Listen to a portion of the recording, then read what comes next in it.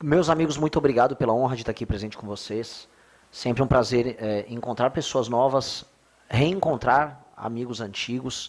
E, de fato, Juan, a pergunta que você colocou, ela é bem interessante, porque andamos, evoluímos em algumas áreas, mas me parece que o Brasil está pior. E onde ele está pior? O Brasil desistiu. Eu acho que obviamente eu sou, quem não sabe, eu sou candidato à presidência da República, meu número é 14, lembre-se disso, é sempre bom ter um exercício de memória. Dito isso, eu estou nessa disputa, né? Eu estou aqui nessa briga desde 2014 também, os números, tem uma coisa que é meio cabalística, eu também nasci no dia 14, e o que eu posso falar para vocês é que eu nunca vi uma sensação tão grande de desistência dentro do país. E, de fato, a nossa candidatura está destoando disso, porque é um momento em que o desenho político institucional para essas eleições foi construído de modo a fazer com que Lula vá para a reeleição, enfrente um candidato fraco como Flávio Bolsonaro, eivado de escândalo de corrupção, vença ele no segundo turno e tudo continue caminhando de lado, como um caranguejo, de lado, lentamente, com as empresas, como estava ali no contador, deixando de existir lentamente, com os benefícios sociais chegando, mas a gente não sabe mais como serão pagos, com uma determinada elite se afastando da realidade, e a gente vendo os melhores nomes brasileiros, especialmente no meio da juventude, indo embora do Brasil, indo estudar lá fora. Há uma sensação de desistência. E eu nunca vi uma sensação tão grande. E ela se dá em todos os termos. Em 15, 16, quando a gente começou, havia toda a questão do Lava Jato, queda do governo Dilma, havia uma sensação estranha de esperança. Pela primeira vez estamos vendo ricaços ligados ao crime, não crime organizado, mas também um crime, uma espécie de crime organizado, crime político, junto com políticos sendo presos. Passaram-se os anos, não há mais nada. Ninguém liga. O maior escândalo de corrupção da nossa história havia sido este, foi ultrapassado pelo INSS e logo em seguida pelo Master. E ninguém liga, ninguém está dando bola. Há uma aceitação de que a corrupção se tornou uma parte inevitável da nossa existência. Há uma aceitação também de que a economia não vai crescer, que não vai adiantar você inovar aqui ou ali. Há também uma sensação de que as cidades brasileiras são do jeito que elas são. Nós vivemos num país em que as cidades são majoritariamente muito feias. A gente acaba não ligando, porque nós vivemos nas cidades, nós não vivemos no governo federal. As cidades brasileiras são feias. Feias, a urbanização é feia, a infraestrutura é feia, boa parte das nossas metrópoles são favelizadas. Nós aceitamos que a nossa cultura de massas seja, junto talvez com a da Índia ou de Bangladesh, a pior do mundo. É uma cultura de massa de baixíssima qualidade. Que a nossa formação de capital humano seja muito precária. Que as pessoas que são referência para nós no Brasil, artistas, influenciadores, de toda sorte, são de baixa qualidade. Eu não estou nem falando da produção deles, eu estou falando da forma como eles influenciam o restante da população. Eu estou até proibido de ficar falando o nome de certos na campanha. Certos influenciadores, jogadores de futebol, vendedoras de maquiagem online, mas a real é a seguinte. Estou proibido. Não posso falar, porque eu vou perder votos, porque de fato são as piores militâncias que existem hoje. Sempre ouço a resposta, você nunca ganhou uma Champions, cale sua boca. Então, tá bom. Então, mas a qualidade, o exemplo que é dado, a cultura do tigrinho, a cultura do cassino online, tudo isso tomou a sociedade civil. Eu tive a oportunidade nessa jornada de construção da candidatura de rodar o Brasil nos seus lugares mais pobres. A gente fez questão de fazer, assim, onde há um lugar ruim no Brasil, nós iremos. Então fomos nos lugares com os piores IDHs, a ausência total e completa de atividade econômica privada. Você vê um município, isso aconteceu em alguns interiores, especialmente vi no Pará, vi no Maranhão, uma cidade que 4 da tarde está todo mundo ou dentro de casa ou com uma cadeira de praia na porta da casa com o vento batendo, nada acontecendo. Você se desloca dessa cidade para a cidade mais próxima, às vezes você cruza meia hora, uma hora você não vê um caminhão passando, ou seja, não há produção de recurso, não há mercadoria circulando, não há nada. Isso foi aceito, as pessoas aceitaram. Essa aceitação silenciosa, leniente, é tudo aquilo que a gente precisa combater. Eu estou falando assim, não resignado, mas aceitando que grande parte daquilo que a gente chama de classe política no Brasil se baseia na negação da reação. O Brasil, ao aceitar o estado de coisas e tratar isso como um dado da realidade, o Brasil aceitou um modo de governo, um sistema econômico, um sistema de relações sociais que vai nos colocar para sempre como um fracasso no concerto geral das nações. E o nosso papel do mundo será um papel menor, será um papel subsidiário, será um papel pouco influente. E isso mexe no bril. Isso mexe muito no bril. O Brasil, e ainda existem algumas pessoas que se colocam como nacionalistas, porque tem, né, vou citar aqui o Bolsonaro, o bolsonarismo que se apropria das nossas cores, ele ama um Brasil que sequer existe. Qual é o Brasil que eles estão amando? O Brasil hoje, o concerto político, social e econômico que nós vivemos, não é digno do nosso amor. Hoje o que resta da gente é imaginar o que nós podemos tirar de melhor dele e construir um futuro novo. O que traz, para alguns, uma resignação, mas para outros, uma ambição colossal. E é aí que eu vejo a nossa candidatura como essa reação. Estranhamente, a única candidatura, eu estou apresentando dados assim, a única candidatura que realmente está engajada em redes sociais e que está engajada na sociedade civil é a minha. Não falo isso como mérito, eu não sou uma pessoa carismática, não sou uma pessoa simpática, sou uma pessoa meio afeita a brigas, às vezes eu passo do ponto nas minhas declarações, sou uma pessoa pontuda, não sou uma pessoa fácil de lidar. Isso é um fato dado. Nunca achei que eu seria carismático. Pessoas tentam tirar foto comigo no shopping, eu falo, por que você está fazendo isso? Não faz muito sentido. E não é nem porque eu sou mal-humorado, é porque eu sou o Renan, cara, que você está querendo tirar foto comigo.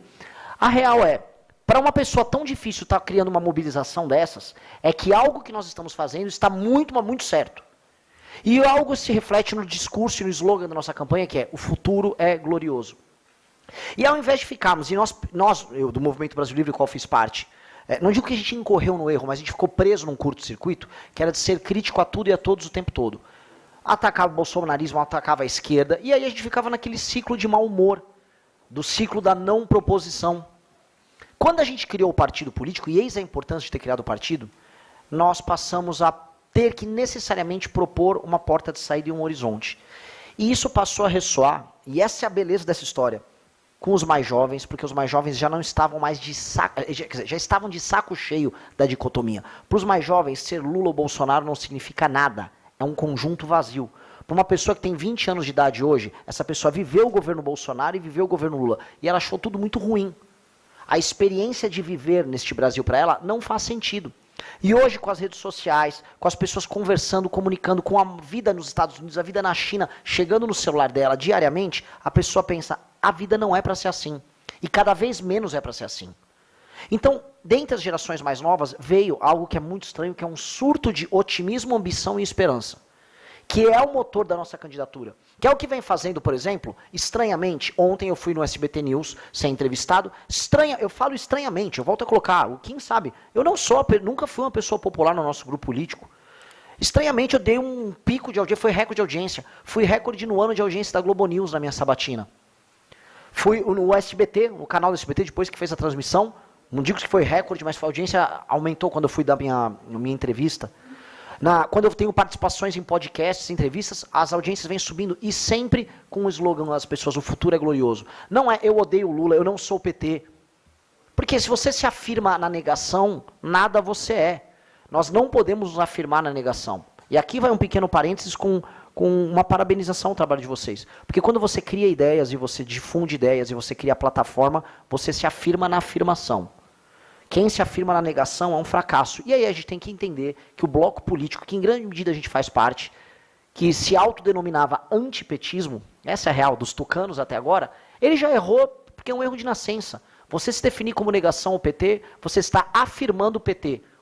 O PT se tornou o motor da política brasileira desde os anos 80. Eles são o motor da política brasileira desde os anos 80. E como eles surgiram? Com um grupo de jovens que tinha uma imaginação de um futuro muito diferente, errado, mas muito diferente, que mobilizou uma massa de pessoas ao redor de um partido, ao redor de ideias. Nós basicamente fizemos uma reengenharia, né, uma engenharia reversa dessa lógica, que é uma lógica que pode ser usada para o bem, pode ser usada para o mal, pode ser usada para boas ideias e para ideias ruins. Mas o que está surgindo agora, como meta nossa, nós temos que ter candidaturas de afirmação. Então eu vou falar de todas as ideias nossas de maneira afirmativa. Eu não vou falar com vergonha da reforma fiscal que a gente precisa fazer. Ai, que medo, eu vou precisar fazer uma nova reforma da Previdência. Não, olha, Graças a Deus precisamos fazer uma nova reforma da Previdência. Graças a Deus vamos desvincular o orçamento da saúde e educação da Receita. Graças a Deus nós vamos fazer as desindexações, porque assim a gente vai adequar o Brasil às melhores práticas internacionais e vamos fazer o nosso orçamento parar de impactar a nossa taxa de juros e o Brasil vai poder crescer com isso. E o dinheiro das pessoas vai valer. Então eu vou adotar sempre a política da afirmação e o nosso grupo vai fazer isso. E o que eu trago aqui como boa nova, que eu odeio, uma coisa que eu não gosto é ficar pregando, olha, estou fazendo algo certo, quero ensinar, não quero ensinar nada a vocês já estão fazendo um trabalho muito bom. A boa notícia que eu trago é que está crescendo, está surgindo algo que é afirmativo, que é positivo, que vê o Brasil cheio de potencial e que não desiste mais do Brasil. E que está encarando todos esses problemas que eu levantei aqui de uma maneira muito ambiciosa. Um tema que nós colocamos no debate público, o tema da destruição do crime organizado e da desfavelização. Por que eu coloco isso? Lógico que já falavam sobre crime organizado antes da gente, natural, já tem bancada, tem tudo.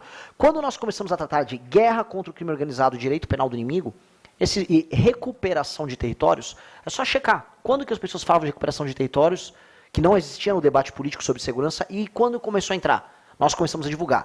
Desfavelização. Porque um país sem nenhuma ambição aceita que pessoas vivam naquelas condições e aceitam que a paisagem urbana sua seja feia, seja horrível. A paisagem urbana brasileira, sejamos honestos, é horrível. São Paulo é uma cidade horrorosa. O Rio de Janeiro, a despeito das belezas naturais, é uma cidade muito feia. As nossas capitais são todas muito, muito feias. Cidade favelizada não é legal, não é bacana. A gente ousou falar, e se a gente resolver o problema da favelização? Para resolver você vai precisar de dinheiro para investimento. Para sobrar recurso para investimento, aumentar o orçamento discricionário. Para aumentar o orçamento discricionário, precisa cortar a despesa. Você começa a colocar suas ideias dentro de um todo coerente. E você começa a explicar para as pessoas que uma ideia ou uma solução é amarrada na outra. Ao trazer desfavelização, problemas de pacto federativo, destruição do crime organizado, reformas fiscais, reformas de competitividade, fazer as pessoas imaginarem, poxa, terras raras, qual a oportunidade que isso nos traz? Reindustrializar o Brasil sem falar em campeões nacionais, sem ficar igual aquele Geraldo Alckmin, parece um pato manco lá, não vamos reindustrializar. Aí foi lá e defendeu o fim da escala 6x1. Ele não tem a menor ideia do que ele está falando. Acho que reindustrializar é ficar, dar um crédito aí para um setor específico e vai que surge algo dali. Então, falar em reindustrializar, aumento da complexidade da atividade econômica em regiões como o Nordeste, que é uma região que padece disso e que é explorada politicamente por uma classe política altamente parasitária. Como resolver o problema dessas ONGs malditas que sabotam a atividade produtiva no Brasil, ONGs estrangeiras que vêm aqui para destruir a agricultura e o investimento em infraestrutura no Brasil. Temas que estavam, eu não vou falar nem que estavam interditados, que eles estavam esquecidos, porque aquilo, e aí vamos retornar para 2016 que você colocou, porque as pessoas que foram legatárias daquela luta contra a corrupção e do trazer novas ideias que houve, boa parte dos institutos que começaram a trazer ideias mais à direita, mais liberais, começaram um pouco antes de 15, 16, mas floresceram naquele período, isso tudo terminou com, sejamos honestos, vamos ser polêmicos, Nicolas Ferreira, olha aí Erika Hilton, mas não sabendo o que é política fiscal. Ele achou que política fiscal é colocar fiscais, fiscalizando as coisas. Isso é a direita que sobrou. A direita que sobrou, meus amigos, que está lá no parlamento nominalmente como direita, vota pelo fim da escala 6x1 com a esquerda. Essa é a direita que sobrou. A direita que sobrou no Brasil é muito ruim. É espetáculo.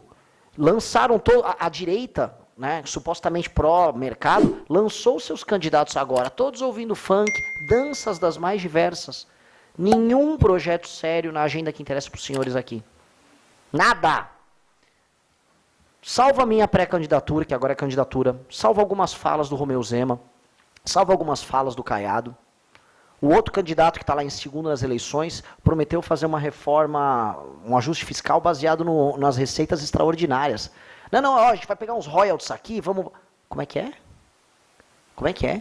Não vai falar do que precisa ser feito?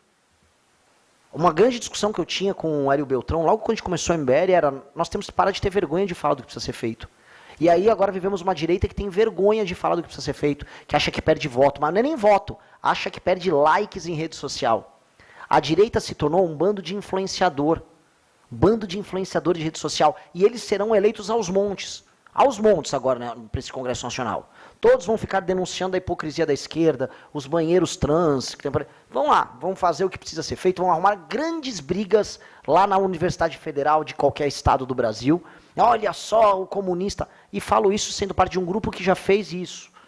que já teve lideranças que cresceram fazendo isso. Não funciona. Não funciona. O que está funcionando para a gente nessa candidatura, eu não sei onde minha candidatura vai terminar. Estou trabalhando para vencer as eleições, estou tendo engajamento de candidato que tem chance de vencer a eleição. Estou trabalhando e vou até o fim nisso. Eu não sei qual será o resultado, mas o marco de uma geração já está dada. Há uma geração que acredita que é possível tornar o Brasil uma das 5 nações mais importantes do mundo nos próximos 30 anos, que já entendeu a necessidade de fazer todas essas reformas, que está disposta a fazer mudanças na sua forma de agir e pensar, entendendo que não dá para viver o Brasil que ele está vivendo. E isso está acontecendo. Isso já é captado por inúmeras pesquisas.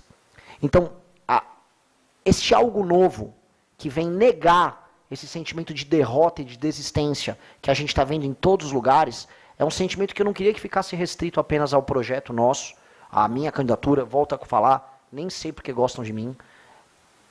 É algo que precisa contagiar os setores produtivos do Brasil. Todos. Porque a gente não pode mais entrar em batalha para perder. Eu acho uma vergonha o voto dos parlamentares que eram supostamente, não só pró-mercado ou antipetistas, na votação do fim da escala 6x1. Vamos falar da Frente Parlamentar da Agricultura. Disseram sempre, nunca perdemos uma votação. Votaram todos, salvo um ou outro, a favor de um projeto do governo que sabota o próprio setor. Aí eu viajei pelo Brasil, conversa com o agricultor, conversa com a gente do comércio, todo mundo morrendo de medo do que pode acontecer. Nós não podemos ser isso. E os setores não podem ser assim. Visitei alguns setores, eu visitei um pessoal do varejo em algumas reuniões, e a preocupação maior era a taxação ali dos produtos chineses que vinham. Eu falei, tudo bem, entendo. Uma política setorial todo mundo tem. E acho que a gente tem que sentar para conversar sobre todos. Dito isso, quando estava o setor de vocês nas outras discussões importantes? Nas discussões que são amplas, que são transsetoriais. A gente não se une nos grandes temas. Se a gente se une pelas reformas, uma reforma fiscal que diminui o impacto da dívida no orçamento, diminui a relação dívida-PIB, que faz com que aumente o espaço do orçamento discricionário, que o Estado possa investir mais, isso tem efeitos sobre juros, tem efeitos sobre dívida, tem efeitos sobre crescimento econômico. Isso são reformas que interessam a todos. Por que nós não estamos unidos em reformas como essa? Uma nova reforma trabalhista que vai precisar ser feita. Por que nós não estamos unidos falando desse tema? Por que as candidaturas presidenciais não estão falando desse tema? Por que está todo mundo quieto sobre isso? Por que a eleição está sendo sobre o Lula dizendo que ele não é um Bolsonaro e o Flávio Bolsonaro dizendo que ele não é um Lula? Por que nós estamos indo para a eleição mais despolitizada da história quando nós estamos nos piores momentos da nossa história? Numa encruzilhada história em que o mundo está indo para a inteligência artificial, em que as principais nações querem as terras raras nossas, que nós estamos perdidos geopoliticamente, que as empresas nossas estão tendo um recorde de recuperação judicial e estão fechando, que boa parte do nosso território é tomado por facções e crime organizado, que nós perdemos relevância internacional, que a complexidade dos nossos setores industriais vem desaparecendo, que só o agro em certas regiões está sobrevivendo e tendo algum tipo de pujança e ganho de produtividade, que os nossos melhores jovens estão indo para fora do Brasil estudar. Que isso? A gente está indo para uma encruzilhada histórica e a resposta é o funk do Bolsonaro e a Janja cantando louvor evangélico para fingir que gosta de crente? É assustador. É assustador. Então, vejam, eu não sei e espero de verdade despertar, eu não sei se eu vou conseguir, mas eu espero de verdade despertar todo o restante do Brasil que está morto, que está apático. Para mim é muito bom que as candidaturas do Lula e do Flávio estejam apáticas, e para mim, como eu tive a honra de visitar do norte a sul do Brasil, do centro-oeste ao interior de São Paulo, eu pude ver os eleitores que supostamente eram mais leais ao lulismo, não tem nenhuma energia para defender o Lula. E os eleitores mais leais ao bolsonarismo estão loucos para capitular. Só que quem está em posição de poder agora tem que tomar a decisão certa. E a decisão certa é botar a cara naquilo que é certo. E aquilo que é certo, óbvio que eu vou puxar a sardinha para mim. Mas se vocês acham que aquilo que é certo é o Zema, o Caiado, tomem lado. Tomem lado. Eu naturalmente considero ser de longe a melhor alternativa, a mais ambiciosa, a mais energética, mas o que eu estou falando é um chamado, é um despertar para, pelo amor de Deus, a gente vai se deixar guiar por essa dupla de idiotas completos. Opa, fala pessoal, obrigado por assistir até aqui. Se curtiu o vídeo, se inscreve no canal para fortalecer e comenta aqui embaixo que eu quero saber a tua opinião. Até o próximo vídeo.